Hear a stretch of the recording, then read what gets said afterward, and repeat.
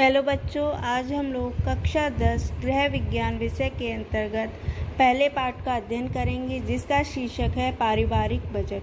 बच्चों, पिछली कक्षा में मैंने आपको बताया था कि पारिवारिक बजट का क्या अर्थ है, क्या परिभाषा है, पारिवारिक बजट कितने प्रकार के होते हैं और व्यय करने की प्रमुख मदें कौन कौन सी होती हैं।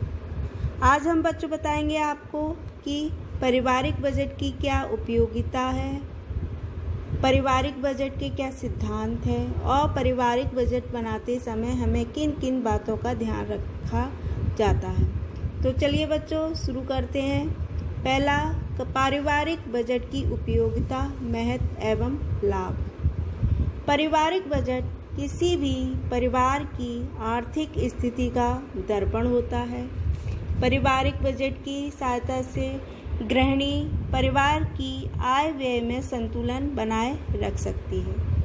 पारिवारिक बजट से केवल गृहिणी को ही लाभ नहीं होता, बल्कि समाज के ऐसे कई वर्ग हैं जो इनसे लाभ प्राप्त करते हैं, जो कि निम्नलिखित हैं, जैसे गृहिणी को लाभ, अर्थशास्त्री को लाभ, सरकार को लाभ और समाज सुधारक को लाभ। तो सबसे पहले है गृहिणी को लाभ। पारिवारिक बजट बनाने से गृहिणी को निम्नलिखित प्रकार के लाभ होते हैं। पहला है ऋण से मुक्ति, यानी कर्ज से मुक्ति। बजट बना लेने से अनावश्यक तथा जो फिजूल खर्ची की जो संभावना होती है वो कम हो जाती है और आय का भी सर्वोत्तम उपयोग हो जाता है। इससे व्यक्ति को अगर किसी के पास कर्ज है तो उसे उस कर्ज से भी छुटकारा मिल जाता है। नंबर 2 है व्यय पर नियंत्रण। बजट द्वारा परिवार की आय पर नियंत्रण करना होता है, जिससे व्यय आय की सीमा के अंतर्गत रहे। यदि पारिवारिक खर्चों का बजट बनाकर नियंत्रण नहीं रखा जाता है, उस पर काबू नहीं किया जाता है, तो परिवार को सदैव ऋणों का यानी कर्ज का सहारा लेना पड़ता है। इसलिए हमें सोच समझकर आवश्यक वस्तुओं पर ही अपना धन व्यय करना चाहिए। नंबर 3 है आय का उचित उपयोग। बजट द्वारा परिवार की आय का उपयोग एक पूर्व निर्धारित योजना के अनुसार किया जाता है। अतः इससे आय के जो अपव्यय है यानी फिजूल खर्ची है, उसकी संभावना कम हो जाती है और आय का सर्वोत्तम उपयोग हो जाता है। इससे जो परिवार की आर्थिक स्थिति है, अर्थव्यवस्था है, वो मजबूत बनी रहती है। नंबर 4 है परिवार के प्रत्येक सदस्य की आवश्यकता की पूर्ति। पारिवारिक बजट बना लेने से परिवार के प्रत्येक सदस्य की आवश्यकताओं की पूर्ति पर विशेष ध्यान दिया जा सकता है। समय समय पर परिवार के सदस्यों की बढ़ने वाली आवश्यकताएं हैं, उनको भी एक क्रम से पूरा करने का प्रयास किया जाता है। नंबर 5 है आय व्यय में सामंजस्य। पारिवारिक बजट बना लेने से परिवार के प्रत्येक सदस्यों की आय और व्यय की उचित जानकारी हो जाती है।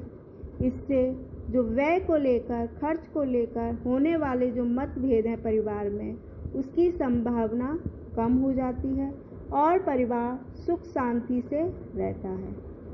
नंबर 6 है मितव्ययता की आदत। परिवार का बजट बना लेने से जो आय का उचित प्रयोग हो जाता है, इससे पारिवारिक सदस्यों को भी मितव्ययता की आदत पड़ जाती है, यानी फिजूल खर्ची की आदत कम हो जाती है। नंबर 7 है बचत। पारिवारिक बजट में बचत की भी एक अंश होता है। इसके अंतर्गत एक निश्चित धनराशि का प्रावधान होता है, ताकि समय आने पर बचत से ही हम अपनी जो विभिन्न आवश्यकताएं हैं उनको पूरा किया जा सके। इस प्रकार बचत से हमारा भविष्य को सुरक्षित बनाया जा सकता है। नंबर 2 है अर्थशास्त्री को लाभ। अर्थशास्त्री पारिवारिक बजट के अध्ययन से समाज के जो विभिन्न वर्ग हैं उनकी आर्थिक स्थिति की जानकारी प्राप्त करता है। इससे उन्हें समाज में रहने वाले लोगों की कर देने की क्षमता यानी इनकम टैक्स देने की क्षमता, अपनी आय को खर्च करने के जो तरीके हैं उनकी भी जानकारी होती है। इससे वह सरकार को टैक्स कम करने और विभिन्न वर्गों पर टैक्स यानी कर दे क्षमता के आधार पर कर लगाने का अनुरोध कर सकता है। वह रहन सहन के स्तर को सुधारने के लिए भी विभिन्न सुझाव भी दे सकता है। वह समाज में उपयोग होने की जो विभिन्न वस्तुएं हैं उनके उत्पादन को भी प्रोत्साहन देता है। नंबर 3 है सरकार को लाभ।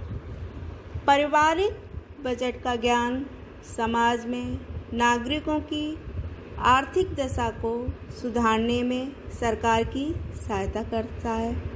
जब जनसाधारण की आर्थिक स्थिति निरंतर गिरती जाती है तो सरकार उनके पारिवारिक धन के अपव्यय को यानी फिजूल खर्ची को रोकने के लिए हानिकारक या अनावश्यक वस्तुओं पर अधिक कर लगाकर उनका उपयोग प्रतिबंधित कर सकती है।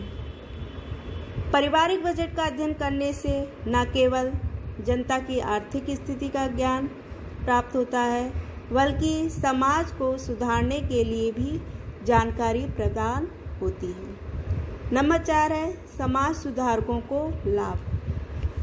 पारिवारिक बजट में केवल परिवार को ही लाभ नहीं होता है बल्कि समाज सुधारकों को भी लाभ मिलता है। समाज सुधारकों को उन वर्गों की जानकारी प्राप्त होती है तो आर्थिक रूप से पिछड़े हुए हैं और गरीबी तथा भुखमरी से पीड़ित हैं। अतः समाज सुधारक उन लोगों के जीवन स्तर को ऊंचा उठाने का प्रयत्न कर सकते हैं और उनके सामाजिक शोषण को समाप्त करने तथा उनकी जो समस्याएं हैं उनका निराकरण करने का भी प्रयास किया जाता है।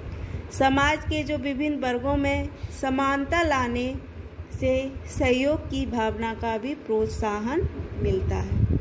अब हम बात करते हैं पारिवारिक बजट बनाने के सिद्धांत। पारिवारिक बजट बनाने के निम्नलिखित सिद्धांत हैं। पहला है कुल आय। पारिवारिक बजट बनाते समय हमें परिवार के जितने भी सदस्य हैं और उन्हें किन किन साधनों से आय मिल रही है उन सभी की आय को जोड़कर ही हम आय का विवरण लिखा जाता है। नंबर 2 है आवश्यकताओं का ज्ञान। पारिवारिक बजट बनाते समय हमें परिवार के सभी सदस्यों की यानी जितने भी सदस्य हैं परिवार में उन सभी की आवश्यकताओं का ज्ञान प्राप्त कर लेना चाहिए।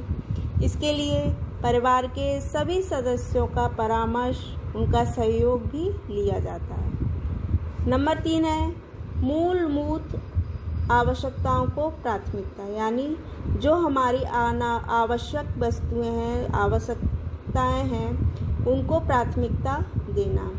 व्यक्ति की मूलभूत आवश्यकताएं जैसे भोजन है, वस्त्र है, आवास है आदि को प्राथमिकता दी जाती है। अर्थात हम कह सकते हैं कि सर्वप्रथम परिवार के समस्त सदस्यों की जो मूलभूत आवश्यकताएं हैं उनको पूरा करने का प्रयत्न किया जाता है और उसके पश्चात ही आय के अनुसार हम आरामदायक तत्पश्चात विलासितापूर्ण जो आवश्यकताएं हैं उनको पूरा किया जाता है। नंबर 4 है पारिवारिक सदस्यों की रुचि। पारिवारिक बजट बनाते समय हमें परिवार के जितने भी सदस्य हैं उनकी रुचि संतुष्टि का भी ध्यान रखना चाहिए। नंबर 5 है पारिवारिक सदस्यों की संख्या। बजट बनाते समय हमें परिवार में कितने सदस्य हैं इस बात का भी ध्यान रखना चाहिए। पारिवारिक सदस्यों की संख्या के आधार पर ही हम बजट बनाना चाहिए। नंबर 6 है आकस्मिक आवश्यकताओं के लिए व्यवस्था। पारिवारिक बजट की सफलता हेतु बजट में जो आकस्मिक आवश्यकताएं हैं यानी अचानक से जो आवश्यकताएं आ जाती हैं उनको पूरा करने की भी व्यवस्था होनी चाहिए। नंबर 7 है लचीलापन।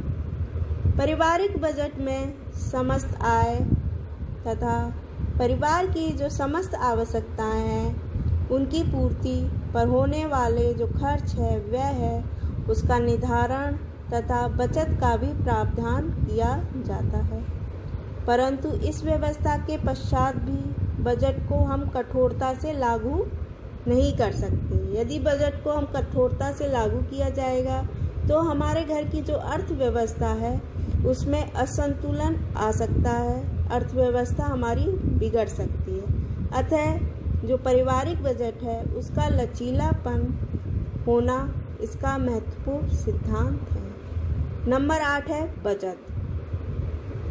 पारिवारिक बजट बनाते समय हमें अपनी आय का 10 से 15% भाग अपने भविष्य के लिए रखना चाहिए, यानी भविष्य में आने वाली जो आवश्यकताएं हैं उनके लिए अपनी आय का 10 से 15% भाग बचत के रूप में रखना चाहिए। इस आय को निकालकर ही बजट बनाना चाहिए तथा इसे बजट में महत्वपूर्ण स्थान देना चाहिए। अब हम बात करते हैं पारिवारिक बजट बनाते समय हमें किन किन बातों का ध्यान रखना चाहिए। पारिवारिक बजट बनाते समय हमें निम्नलिखित बातों का ध्यान रखना चाहिए। पहला है भावी योजनाओं पर विचार। पारिवारिक बजट बनाते समय हमारी जो वर्तमान की आवश्यकताएं हैं उसके अतिरिक्त भावी योजनाएं जो आने वाली योजनाएं हैं उन पर भी विचार करना चाहिए। इस बात का हमें सदैव ध्यान रखना चाहिए कि जो भावी योजनाएं हैं उनको पूरा करने के लिए परिवार को कर्ज न लेना पड़े और इसके लिए आवश्यक है कि भावी योजनाओं के लिए यानी भविष्य की योजनाओं के लिए हम अपनी आय का एक निश्चित धनराशि 10 से 15% आय बचाकर प्रत्येक माह में विनियोजित करनी चाहिए यानी बचत करनी चाहिए। नंबर 2 है आवश्यकताओं का वर्गीकरण। पारिवारिक आवश्यकताओं की उचित पूर्ति के लिए उन्हें विभिन्न वर्गों में विभाजित कर लेना चाहिए कि कौन सी आवश्यकताएं हमारे लिए ज़रूरी हैं जिनको पूरा करना उस समय ज़्यादा ज़रूरी है। परिवार की आवश्यकताओं को हम अनिवार्य, आरामदायक तथा विलासितापूर्ण श्रेणियों में विभाजित कर सकते हैं और इन आवश्यकताओं की संतुष्टि के लिए भी इसी क्रम में हमने अपने बजट में प्रावधान किया जा सकता है। जैसे सबसे पहले हमें जो आवश्यक चीज़ें हैं उनको पूरा करना चाहिए, फिर आरामदायक और फिर बाद में विलासितापूर्ण आवश्यकताओं को पूरा करना चाहिए। नंबर 3 है परिस्थितियों का ज्ञान। पारिवारिक बजट बनाते समय हमें उन सभी जो हमारी सामाजिक व आर्थिक परिस्थितियां हैं उसका भी ज्ञान होना आवश्यक है, जिनके अंतर्गत एक परिवार रह रहा है, इसके पारिवारिक बजट परिस्थितियों के अनुकूल बनेगा। नंबर 4 है आय व्यय में संतुलन रखना। बजट बनाते समय हमें परिवार के विभिन्न स्रोतों से होने वाली जो समस्त आय है उसकी गणना कर लेनी चाहिए, यानी कितनी आय है, ताकि जो व्यय है, खर्च है, उसे हम आय के अनुसार रखा जा सके। इस प्रकार जो पारिवारिक बजट है उसे बनाते समय हमें आय व्यय में संतुलन बनाए रखना चाहिए, यानी जितनी हमारी आय है उससे उसी के अनुसार हमें अपनी आवश्यकताओं पर खर्च करना चाहिए और भविष्य के लिए भी कुछ धनराशि बचाकर रखनी चाहिए। नंबर 5 है बचत। पारिवारिक बजट बनाते समय न केवल हमें आय व्यय का संतुलन रखना आवश्यक है, बल्कि हमारी जो भविष्य की आवश्यकताएं हैं उसको पूरा करने के लिए भी हमें कर्ज का सहारा ना लेना पड़े, ऐसी व्यवस्था करनी चाहिए। इसके लिए बचत करना आवश्यक है। नंबर 6 है परिवार के सभी सदस्यों की रुचि का ध्यान रखना। बजट बनाते समय हमें परिवार के प्रत्येक सदस्य की रुचि और उसकी इच्छा को भी ध्यान में रखना चाहिए, तभी व्यय करना चाहिए। विभिन्न मदों पर धनराशि जो आवंटित करनी चाहिए वो परिवार के सभी सदस्यों की रुचि के अनुसार करनी चाहिए। परिवार के सभी सदस्यों की रुचि को ध्यान में रखने पर परिवार का कोई भी सदस्य अपने आप को असंतुष्ट अनुभव नहीं करता है। नंबर 7 है अधिक से अधिक संतुष्टि। पारिवारिक बजट का निर्माण इस प्रकार से करना चाहिए कि परिवार की जो सीमित आय है उसी में परिवार की अधिक से अधिक आवश्यकताओं को पूरा किया जा सके और भविष्य के लिए धन भी बचा सके। परिवार के सभी सदस्यों की संतुष्टि प्राप्त हो सके, उनकी सारी आवश्यकताओं को हम पूरा कर सके। धन्यवाद।